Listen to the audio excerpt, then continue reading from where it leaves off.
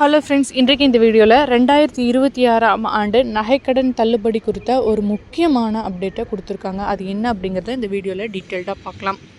கடந்த 2021ஆம் ஆண்டு தேர்தல் வாக்குறுதியாக திமுக ஆட்சிக்கு வந்தவுடன் நகைக்கடன் தள்ளுபடி செய்யப்படும் அனௌன்ஸ் பண்ணியிருந்தாங்க. அதே மாதிரி நகைக்கடன் 5 சவரன் வரையிலும் கூட்டுறவு வங்கியில், தொடக்க வேளாண்மை கூட்டுறவு வங்கியில் தள்ளுபடியாக அனௌன்ஸ் பண்ணாங்க. மக்கள் பெரும்பாலும் அவசர தேவைக்காக பெரிதும் சார்ந்திருப்பது இந்த நகைக்கடன் தான். நகைக்கடனை கிராமப்புறங்களில் இருப்பவர்கள், ஏழை எளிய மக்கள் மற்றும் நடுத்தர மக்கள் கூட்டுறவு வங்கியிலும், தொடக்க வேளாண்மை கூட்டுறவு வங்கியிலுமே வாங்கி வருகின்றனர்.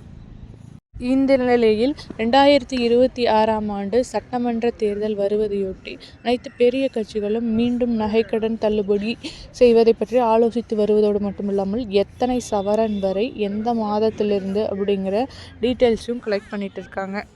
இதனால் இதற்கான அறிவிப்பு மிக விரைவிலேயே வெளியாகலாம் அப்படின்னு சொல்லியிருக்காங்க. அது குறிப்பாக கண்டிப்பாக கூட்டுறவு வங்கியிலும், தொடக்க வேளாண்மை கூட்டுறவு வங்கி, மத்திய கூட்டுறவு வங்கிகளில் தள்ளுபடி அறிவிப்பானது வரலாம்.